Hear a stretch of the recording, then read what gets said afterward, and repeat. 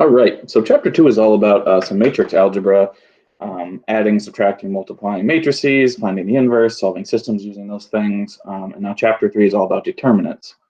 The word determinant, which is spelled like this, obviously, that's like a metric that you can use on any matrix to come up with some characteristics about that matrix. So when you find the determinant, depending on what the matrix tells you, it tells you, the determinant itself will tell you certain things about that matrix. And so we'll see, for example, it has implications for invertibility, which means it's going to be part of the inverse matrix theorem. And depending on the application that the matrix represents, the determinant might mean something different. So we've actually already seen, like it says right here, we've already seen the idea of determinants from section 2.2. And so this theorem right here is from section 2.2. Which this is the definition of finding the inverse of a 2x2 matrix. And you can see we talked about this value right here, AD minus BC, when we were looking at 2.2. And I had pointed down to this and mentioned that this was the determinant. So now we're in that section. We're going to sort of expand upon that a little bit. But the takeaway from this box right here is that if you have a 2x2 matrix, the determinant's really easy to do. So for a 2x2, you just do AD minus BC. So for a 2x2 matrix, the determinant is AD minus BC.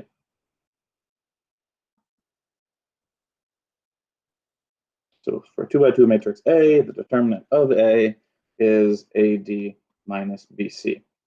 And that's the notation there. DET matrix A means the determinant of A. And so that's a really, really easy definition for a 2x2 matrix. If you have a 2x2, use AD minus BC. If you have something higher than 2 dimensions, that's where the next part of the notes comes in.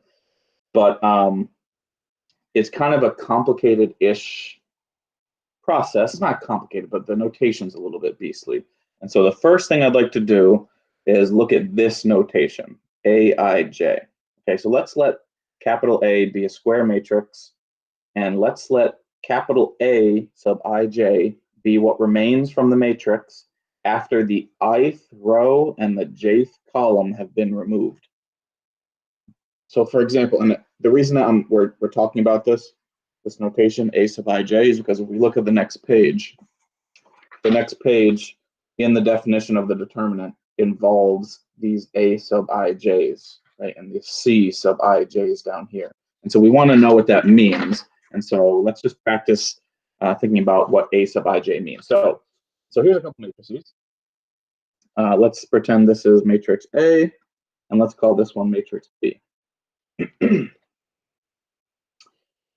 When we write down something that says like A sub 1, 2, that means delete the first row and the second column from A.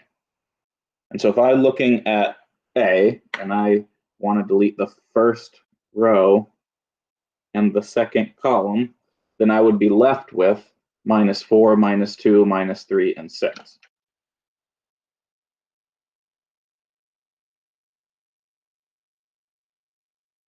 Okay, so that this reduced matrix would be A1, 2. Notice it got smaller, right? So it was a 3x3, and every time you do an Aij, you're going to delete 1 row, 1 column, so it's going to go down 1 dimension to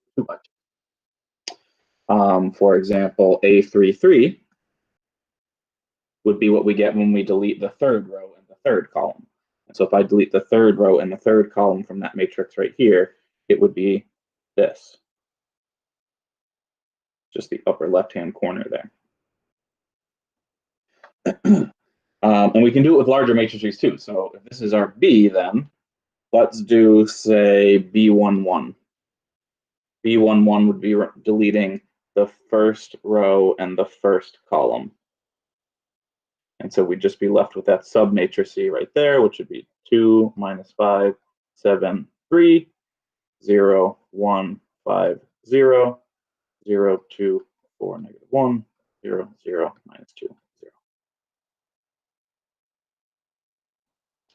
So again, we want to know this notation because when we go to take the determinant of a larger matrix on the next page, the A sub ij is going to be part of that definition. And so we just need to understand what that means when we see that on the next page. Just to kind of make sure you understand this concept, I'm going to ask you to try a couple. So with this matrix A, can you take a second and write down A23? And with this matrix B, can you take 1 second and write down B43?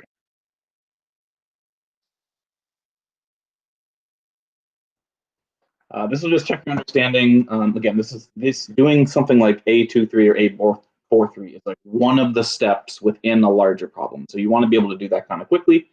Take 1 second and maybe just pause the video and see if you can write those two things down, and then I will write down what they are.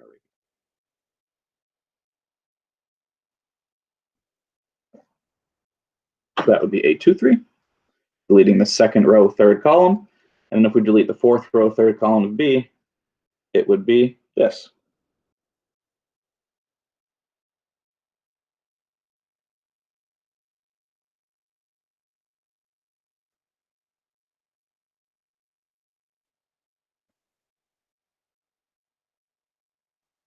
Okay, so again, that's just a notation thing that is going to be part of the larger determinant definition on the next page. And so please let me know if there are any questions about that notation at all. Okay, the next piece here is these two definitions of how we can do a determinant for a matrix bigger than 2 by 2, excuse me. So like it says here, if n is bigger than or equal to 2, the determinant of an n by n matrix is blah, blah, blah. So what this means is this whole thing, n bigger than 2, just means for a 3 by 3 or larger, we would use this definition or the one below it. And let's read what it says. So when you write down a lowercase a sub ij, like it says right here, that means a specific entry in the matrix. That's different than an uppercase aij, which means delete the ith row and jth column. So keep that in mind. Anyway, so what it says here is the determinant of the matrix A is the sum of the n terms of the form plus or minus A1j determinant of A1j. And so this is an entry with a plus or minus, and this is the determinant of a submatrix. And then it tells us that the plus and minus signs are altering, where the entries A11, A12, etc. are from the first row. And so in this definition, we're using the first row. And when I say using, I mean expanding on the first row. And you can see we're using the first row because if we look at these sub things, so this is the definition written out in mathematically, the determinant of matrix A is the entry 1, 1, so the upper left entry, times the determinant of what you get when you remove the first row in the first column. And then you subtract A1, 2, so that's the second entry in the first row. And then you delete the first row, second column, and take the determinant.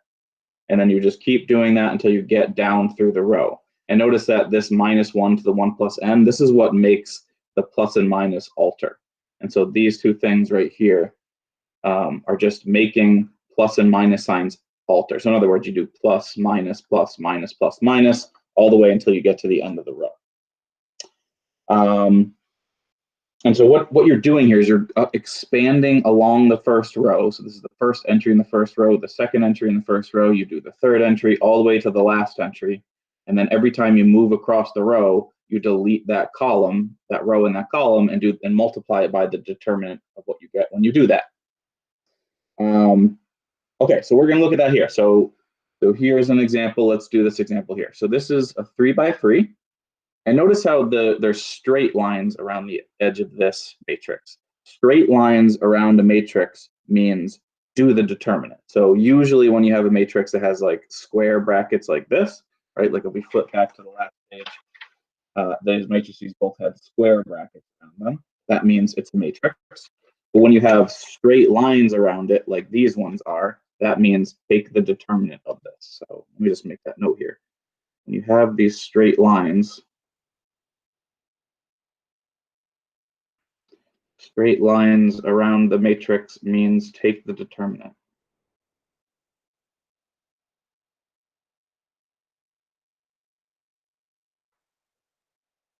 And so you'll see that in the homework. It's just a general thing you should be aware of moving forward in other math classes or whatever. If you see what would have otherwise been a matrix, but there's straight lines, it just means take the determinant. Okay, so let's say this is our matrix A, and let's find the determinant of A using this formula right here. So this formula says the determinant of A is going to be what we get when we go across the first row doing these things, alternating plus and minuses in between them. So it's going to be A11 determinant of A11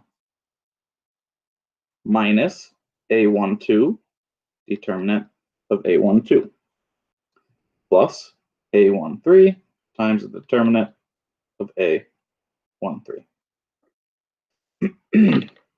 And so again, what we do here is the small a's are individual entries in the row, and there's 3 of them, so that's why we have 3 terms here, right? And then the capital A inside the determinant is what we get when we remove that row in that column. So let's do this one a little bit slow here. So A11 is the first entry in the first row, so that's 1. And then we want to delete the first row and the first column and see what we get when we do that. And so if I deleted the first row and the first column, it would be what's left with my pens there, which is the 1, 1, 4, 2. And so we're going to multiply 1 times the determinant of what we get when we delete the first row, first column. And then we do minus the second entry. So minus the second entry is 2. And then we'll take the determinant of what we get when we delete the first row, second column. So if I delete the first row, second column in this one, I'm left with 3, 1, 2, 2. And so I'm going to take the determinant of 3, 1, 2, 2. And then the last entry is a 4 in the first row. And then I delete the first row, third column. Right here I am just trying to delete those things. And you can see that we're left with 3, 1, 2, 4. And so I'll take the determinant of 3, 1, 2, 4.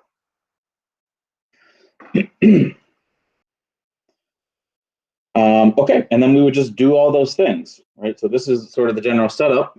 These are now 2 by 2s. And so as a reminder here, when we do the determinant of a 2 by 2, so if we did the determinant of A, B, C, D, and I know it's determinant because it's inside straight lines, that's just AD minus BC, right? That's what we saw on the first page there. And so each one of these smaller determinants is just going to be AD minus BC. So again, I'm going to try to do all this out, all the details out on this one. So this is going to be 1 times 2 times 1. Let me do it in the right order, AD minus BC.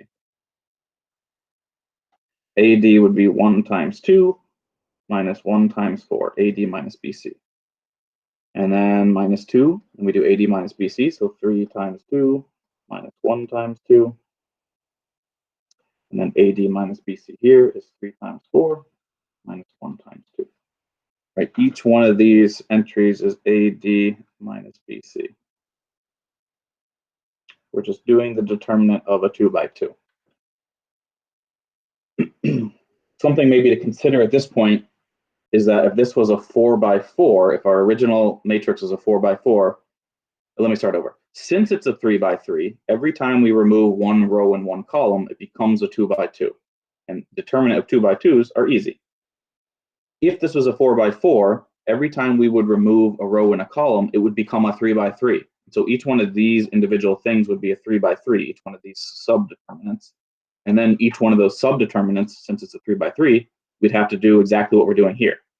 Right? So in other words, the bigger the matrix gets, the determinant, the difficulty of the determinant increases exponentially, like literally exponentially, because every new row you add creates some additional subdeterminant. Every single subdeterminant is going to also have a subdeterminant for every increase in dimension. So the bigger the matrix, the harder it gets. At this point, we just need to simplify, though. So we just simplify this down. This ends up being 1 times negative 2. So that's minus 2. This one ends up being let's see here, 6 minus 2, so 4. So minus 2 times 4 is minus 8. And this one ends up being 4 times 12 minus 2. So 4 times 10 is 40. And so we simplify that down, we get 30. So the determinant of this matrix is 30. And let's see here. In the next section, I guess, maybe the next section is that when the determinant's not 0, that means the matrix has an inverse. So this matrix has an inverse since it's not 0. But we'll see that a little bit later. The next part, the thing below here, what this thing that we just did is we expanded around the first row when we were doing this one, right? So this one is talking about how to use the first row to do the determinant, and we sort of went across the first row and we expanded around those, right? We pulled out the entries in the first row, and then we deleted the first row, first column, first row, second column, first row, third column. What the theorem down here is telling us is we can use any row or any column to do the determinant. So let's read what it says here. And I know it can be kind of confusing, but I'll explain here.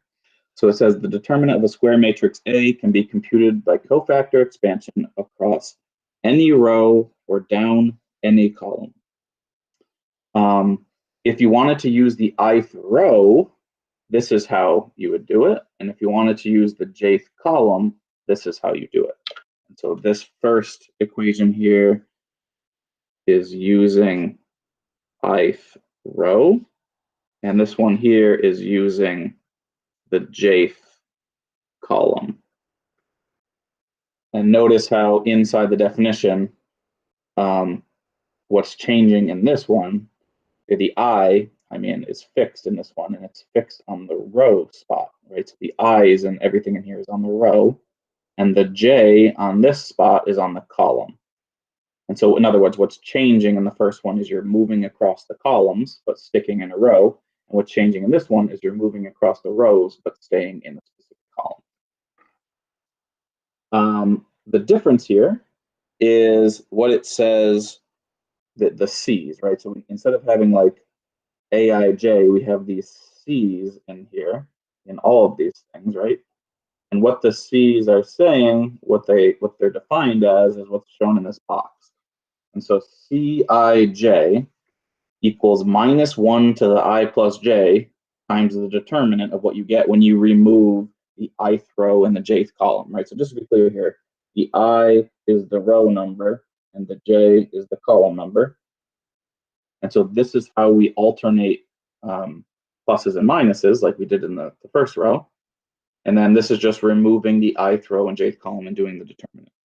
And so this is, I feel like this is kind of confusing looking. The way you want to think about it is kind of like this. So let me make a little box right here. You should write this down.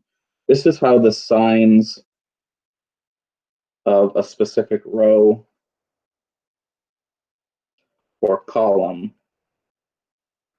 look in the determinant. You always, so here's like a generic matrix, some arbitrary matrix. What we just did above right here, you can see, is we started with a plus in the first spot, and then we did minus, and then plus and minus. So going across the first row, it should be plus, minus, plus, minus. And so the first row in a generic matrix looks like plus, minus, plus, minus. And so you alternate plus and minuses going across the first row, and it would just keep going for however big the matrix is. And so once you know the first row, you just alternate down those columns. So we would start with a plus right here, and when we go down, we alternate signs. So this is minus, plus, etc. And then if we alternated down the second column, it starts with a minus, so it would be plus, minus, plus, minus. And so you just alternate between everything, right? So then we could start going across a row, right? So plus, minus, this would be minus, plus, etc. This would be plus, minus, etc. And so we just alternate signs across any row or column. If you wanted to go down this column, be minus, plus, etc. You just do plus, minus across all rows, all columns. And what this definition is telling us to do is it says it's not telling us to do it. It's saying that we can use any row or any column to do these things. And so what's nice is if there are some zeros in a row or column, you would want to use that row or column because the zeros will make most of these entries go away. So we'll look at that on the next page, but let's just do the exact same determinant again. So let's redo this determinant that we just did, but instead of going across the first row, let's choose a different row or a different column so that we can see it doesn't matter which one we choose. And so I'm going to rewrite the matrix right here. So the matrix above is 1, 2, 4, 3, 1, 1, 2, 4, 2. And what we're going to do right here is let's do the same determinant, but use a different row or column. So same determinant as above, except let's use the second column.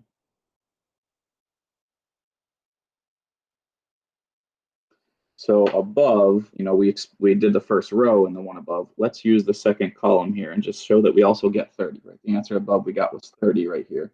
So let's use the second column and see that we also get the answer of 30. And so I'm going to expand across this column. And so we're going to use the column definition. But all you do, you don't really have to think too hard about this definition. What this definition says is you pick off each entry going down the column. And when you pick off that entry, you delete the row and the column that that entry is in, right? So in other words, when I do determinant of A, I pick the first entry out of here, which is a 2. But I look over here at my signs and I see that the 2 is in the second spot here. So we're going to pick out the 2, but it needs to have a negative sign in front of it because we're in this spot right here, right? So we're going down like this column when we do the cofactor expansion right there. Just made that look like a plus, so let me just fix that. That should be a minus. So we pick off the 2 from the first column, but it needs the minus sign from here. And then since we picked out the 2 in the first row, first column, we delete the first row, first column, right? So I delete, first row, second column. And so I delete the second column and the first row. And if I did that, I'd be left with 3, 1, 2, 2. Right, so when you pick an entry out, you delete that row and that column, and then you look at what's left. So when I delete the first row, second column, I'm left with 3, 1, 2, 2. And then you go down that column and you pick out the 1. And now we're in this spot in the matrix, and so it gets a plus sign. So plus 1, that's the second entry. And then since I pulled that 1 out, I delete that column and that row. And so I'm left with 1, 4, 2, 2. And then I pick out the 4 in the column, and now we're in this spot, so we need to alternate again, right? So we had minus, plus, so we need a minus. Got the 4, and I pulled that 4 out, so I delete that row and that column again, and so you'd be left with 1, 4, 3, 1. And now this is a very easy problem, right? These determinants are just AD minus BC, and so we can just simplify this down and see that we get 30. So let's go ahead and do that. So when I do AD minus BC here, it's going to be 6 minus 2, which is 4. When I do AD minus BC here, you do 2 minus 8, which is minus 6. AD minus BC here is 1 minus 12, so it's minus 11. And so let's simplify this down. So minus 8 here, minus 6 here, 44 there. That does add up to 30. So that's the same thing we got above. So just showing how you can cofactor expand around any row or any column to get the determinant.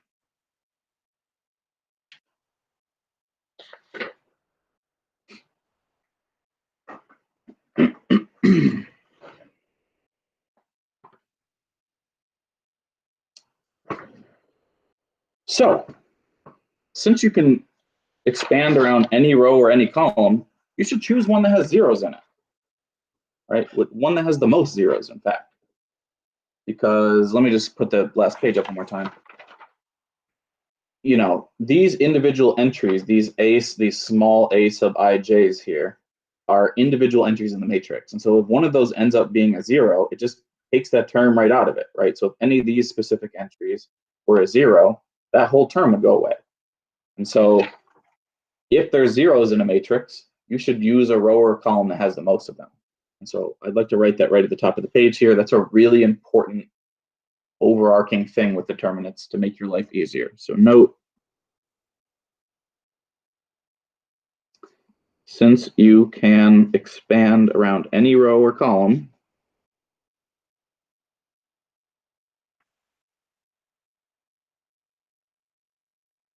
you should choose one with the most zeros in it.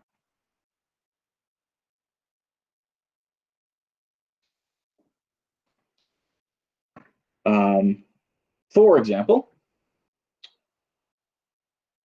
and I would just sort of say too, if you feel good about this, maybe give this one a try. If you don't feel good, I'm going to do this one myself, and then maybe ask you to try this larger one. So anyway, for example, on this first one here, there's a 0 right here, and there's a 0 right here. And so it'd be nice to either use the first row or the first column or the last column or the second row, right? Because you want to include a 0.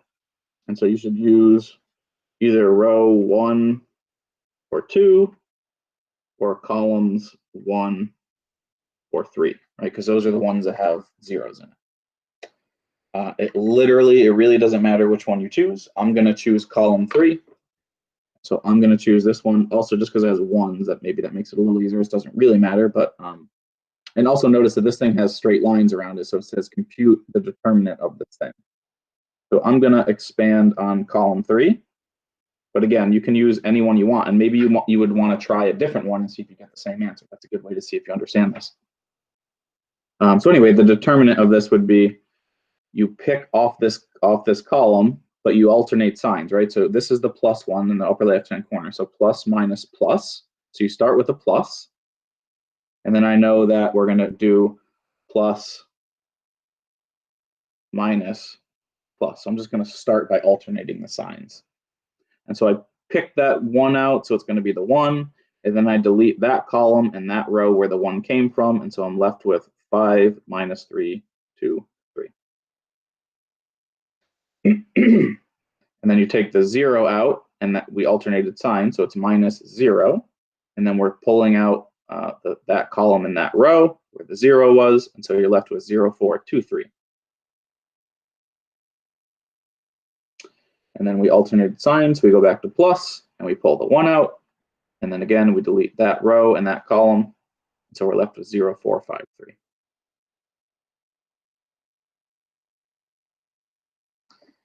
And again, the nice thing about picking a row with zeros or a column is this one just goes away. You don't even have to think about that one because you're going to multiply it by 0 anyway. And so if you've got a bunch of zeros, like this one right here, right? This one's got a bunch of zeros in it. Like it'd be really nice to use the second row in that one. Most things go away. Anyway, let's keep going with this though. So that one goes away. Then we'll have 1 times 5 minus 3, 2, 3, plus 1 times the determinant of 0, 4, 5, 3. And those determinants are just 2 by 2s. And so you do AD minus BC on those. And so it's going to be 1 times 21. Right? It'll be 15 minus 6. And then this is 1 times 0 minus 20, which is minus 20. So we have 21 minus 20, which is 1. The determinant of that one is just 1. Okay. So I did already say which row or column you'd want to use for this one, but maybe think about it for a second, and you want to choose a row or a column that has a lot of zeros in it. And so the second row is a good option because it has 3 zeros in it. The second column is not a bad option because it's got 2 zeros, but the second row is even better because it's got 3. So hopefully that makes sense that, this is our A. Then we would want to use the second row because it has the most zeros in it. Again, second column's not a bad choice, but it has 2 zeros where this one has 3. So you want to use row 2 here since it has 3 zeros. And just to be clear, the second row, kind of looking back at the last page, pluses and minuses. The second row starts with a negative, and then you do negative, and then you alternate plus, minus, plus, minus. So the second row is going to has the form, you start with a negative, and then you do plus, and then negative, and then plus, etc.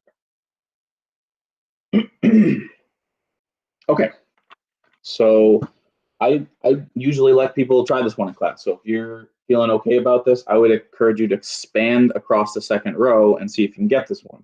This one's a little bit trickier though because it's a 4x4.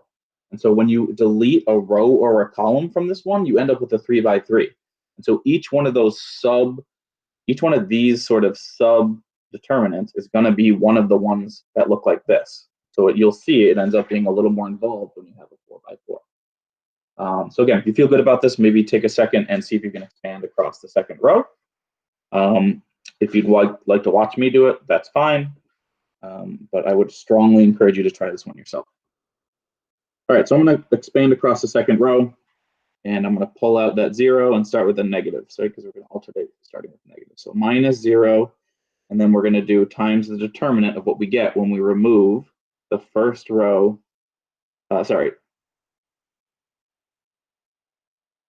second row, first column.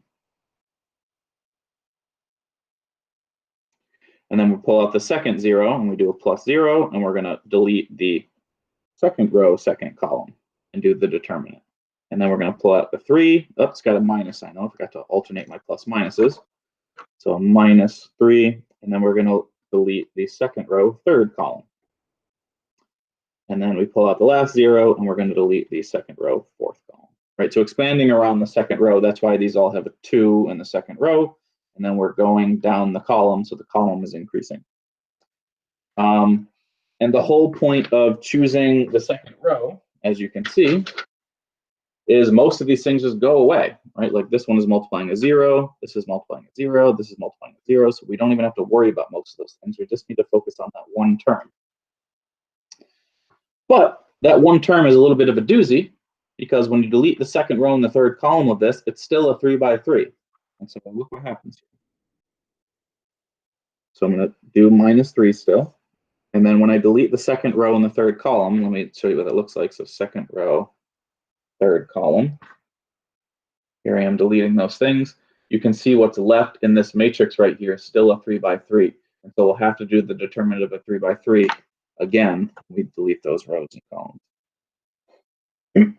And so when I delete the row and the column, it looks like this, right? 1 minus 2, 2. 2 minus 6, 5. 5, 0, 4. And so we need to do the determinant of this 3x3, and it's not AD minus BC. We need to expand across another row or column again. And so the same principle applies. We would want to choose a row or a column that has the most zeros in it. And so you should use either column 2 or row 3 because they contain a 0.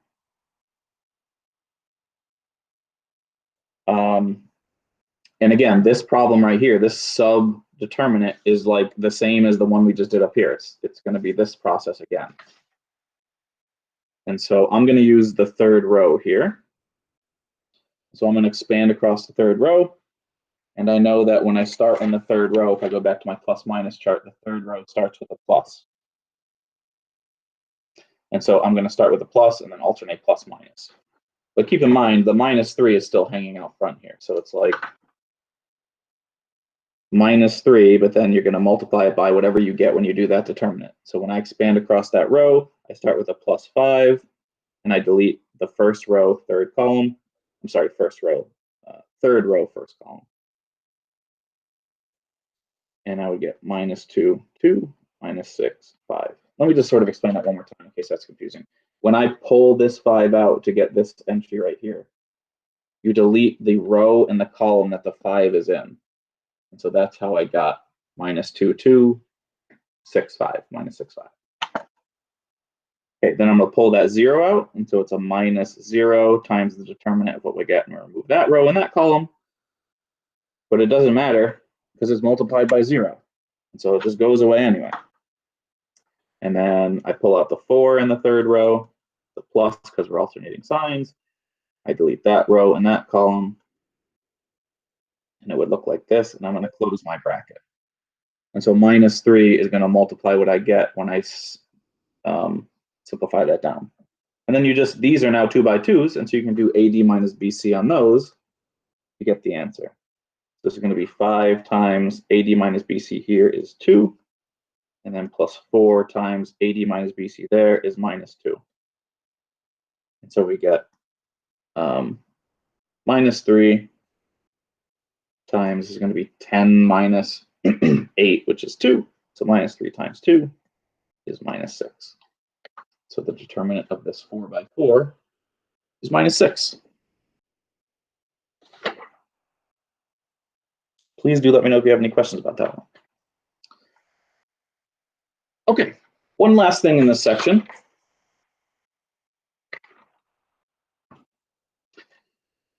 Which is what we can do when we have a triangular matrix. And so what it says here is if A is a triangular matrix, then when we do the determinant of A, we just multiply together the entries on the diagonal. So let's remind ourselves what triangular means. I believe I have defined that before, but triangular matrix is either upper or lower triangular.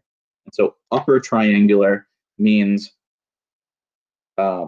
you have non-zeros below the diagonal, but not above. So it might look like this, for example. So here's the diagonal of some random matrix, and upper triangular would be some values that are not 0 above the diagonal, and then these are all zeros below. This would be called upper triangular, because everything that's not 0 is in the upper part of it, and everything below it is 0. So it makes like a triangle, right? Lower triangular is the same thing, but below the diagonal. So here's, again, the generic matrix. There's the diagonal. So lower triangular would be some values that are not 0 below the diagonal, and everything above it is 0.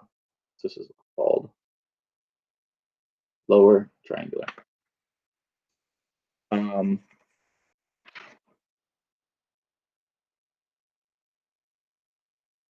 And so if you expand it around and so this is an example of a triangular matrix, right? So this is matrix A, and we looked at the diagonals. The diagonals would be right here.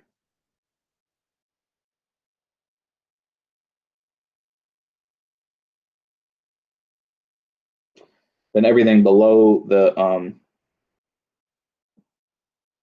diagonals is not 0. We could have some zeros down here, but just notice that everything above the diagonal is 0. And so this is a lower triangular matrix. And let's apply the theorem and then show why it's true. So like, first of all, if we just use the theorem says we just multiply the values on the diagonal together. So if we wanted to use the theorem using theorem 2 above, the determinant of this thing would be what we get when we multiply everything on the diagonal. So 4 times minus 1 times 3 times minus 3, which is 36. I'd just like to show you that we get the same thing if we expand it across a row or a column, because since there's so many zeros in here, most of the things just go away, and you end up with this value anyway. So for example, let's expand across the first row, right? The first row has got mostly zeros and then a 4. And so notice, if we expand across row 1, then the determinant would be this. So you pull the 4 out, you alternate signs, so it starts with a plus, and then everything else is going to be a 0. And so let's not even write down those terms. So it's going to be 4 times what you get when you remove the first row, first column. So it'll be minus 1, 0, 0, 6, 3, 0, minus 8, 4, minus 3. And then the other 3 terms are going to be 0, 0, 0. So it's going to be like plus 0 times something, plus 0, plus 0. And so those just kind of go away, right? And then we would do the same thing again where we expand across the first row since it also has 2 zeros in it. And when we do that, we'd have the 4 still. We expand across the first row. And so it's going to be minus 1 times what you get when you remove the first row, first column. So 3, 0, 4, minus 3. And then you're going to do 0, 0 again, so it's going to be adding a couple more zeros. And then we've got a 2 by 2 here, and so we can do that AD minus BC, and this ends up being 4 times minus 1 times 3 times minus 3, and then you're going to subtract 0. And this is the exact same expression that we had right up here, right? 4 times minus 1 times 3 times minus 3. Exactly what we have. So we get 36, same as above. And so when you have, the idea is when you have an upper or lower triangular matrix, there's so many zeros, but that what ends up happening if you just expand it across a row or column that has zeros in it is you end up just multiplying the diagonals together anyway, right? That's what this is right here. These are just the diagonal entries. And so if you have an upper triangular matrix, instead of doing all this stuff and eventually just multiplying the diagonals, this theorem is saying just cut right to the chase and you can multiply the diagonals to begin with. Okay, I'm going to stop here. Thank you for listening.